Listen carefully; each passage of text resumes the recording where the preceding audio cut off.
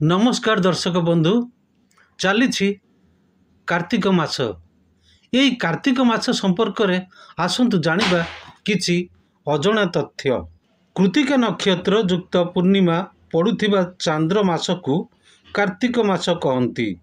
यार पूर्ववर्ती मास आश्विन और परवर्ती मास हेउछि मार्गशीर।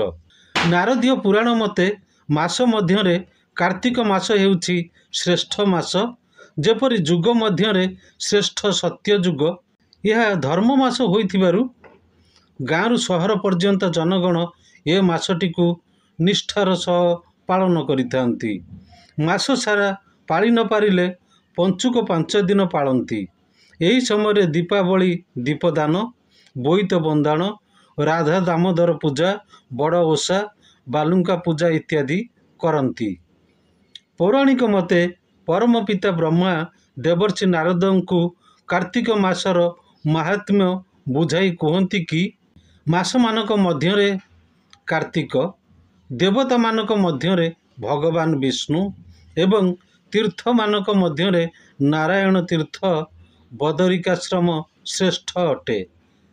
ये तीन हेउछंती कलिजुगरे अत्यंत दुर्लभ।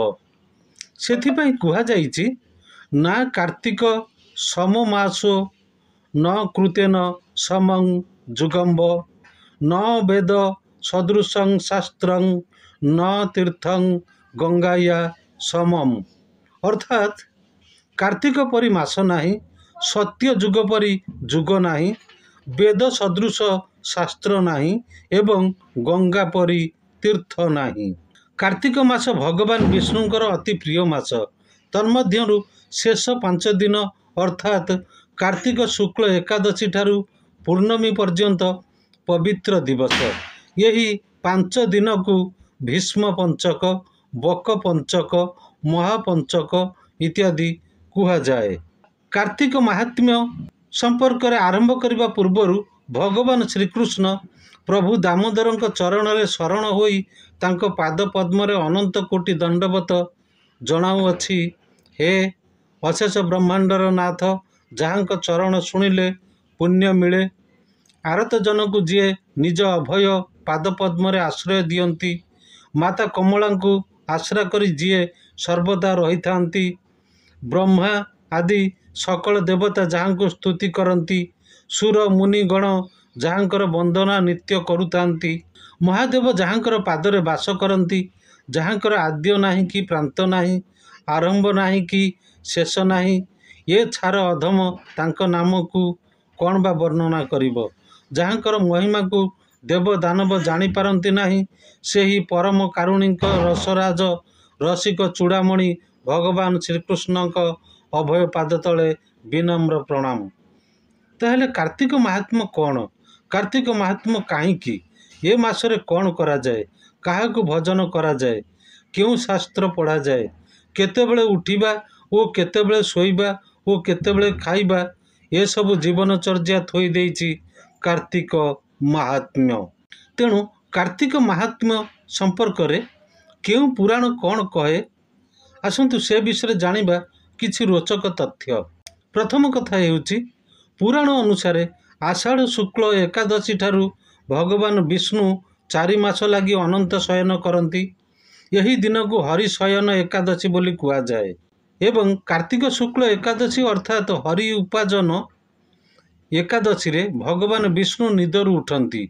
यही 4 मास केही केही चतुर्मास्या व्रत रखी हरि उपाजन एकादशी रे समापन करती।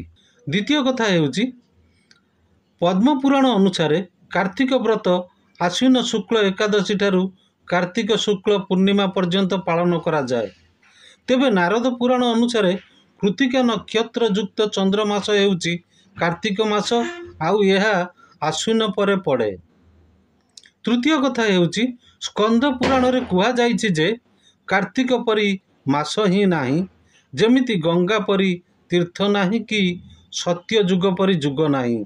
ए सब विश्वासर आधार रे कार्तिक को पुण्य मास भावे धरा जाए।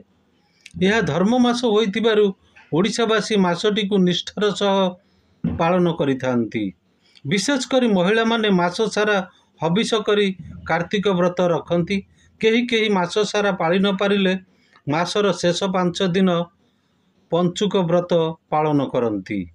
ପଞ୍ଚମରେ ଏହି ମାସ ବଡ଼ ଦେଉଳରେ ଦୈନନ୍ଦିନ ରୀତିନୀତି ଛଡ଼ା ଆଉ କେତେକ ସ୍ୱତନ୍ତ୍ର ନୀତି ପାଳନ କରାଯାଏ। ସେଗୁଡ଼ିକ ହେଉଛି ମହାପ୍ରଭୁଙ୍କ ରାଧା ଦାମୋଦର ବେଶ, ପଞ୍ଚୁକ ବେଶ, ବାଳ ଧୂପ ଇତ୍ୟାଦି। ଏହି ସମୟରେ ଦୀପାବଳିରେ ଦୀପଦାନ, ବୋଇତ ବନ୍ଦାଣ, ରାଧା ଦାମୋଦର ପୂଜା ସାଙ୍ଗକୁ ବଡ଼ ଓଷା ବା ବାଲୁକା ପୂଜା ବି କରାଯାଏ।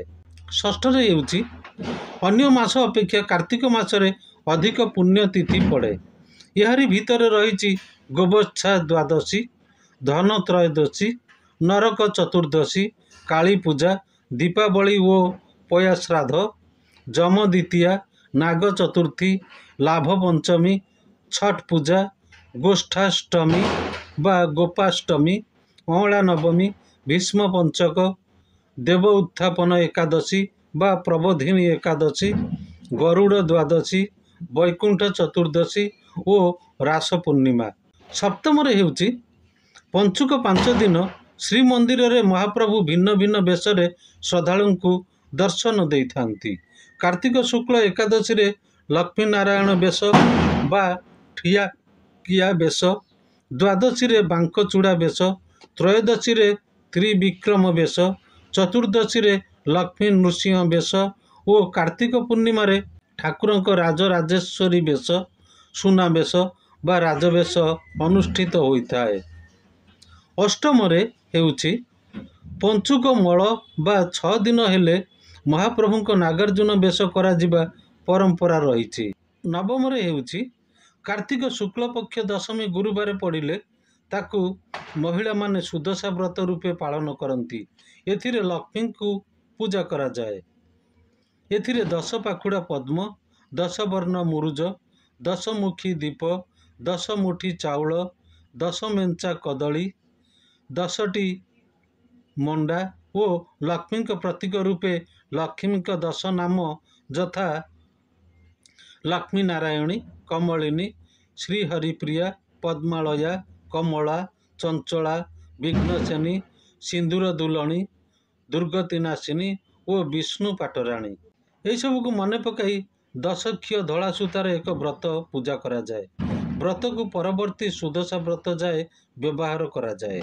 ଏବଂ ଶେଷରେ ଦଶମରେ ହେଉଛି କାର୍ତ୍ତିକ ମାସରେ ପୁରୀରେ ରାଜ୍ୟ ତଥା ରାଜ୍ୟ ବାହାରୁ ହଜାର ହଜାର ଭବିଷ୍ୟାଳୀ ଭିଡ଼ ଜମାନ୍ତି। ସେମାନେ ସକାଳୁ ତୀର୍ଥ ପୁଷ୍କରିଣୀରେ ଗାଧୋଇବା ପରେ ଚଉରା ମୂଳେ ମହାସଂକଳ୍ପ କରି 1 ମାସ ଧରି ବ୍ରତ ପାଳନ କରନ୍ତି। ଏହି ସମୟରେ ସେମାନେ ଶ୍ରୀମନ୍ଦିରରେ ମହାପ୍ରଭୁଙ୍କ ରାଧା ଦାମୋଦର ବେଶ ଦର୍ଶନ ସମେତ କାର୍ତ୍ତିକ ମାହାତ୍ମ୍ୟ ଶୁଣି ମହାପ୍ରସାଦ ସେବନ କରନ୍ତି। ଧନ୍ୟବାଦ।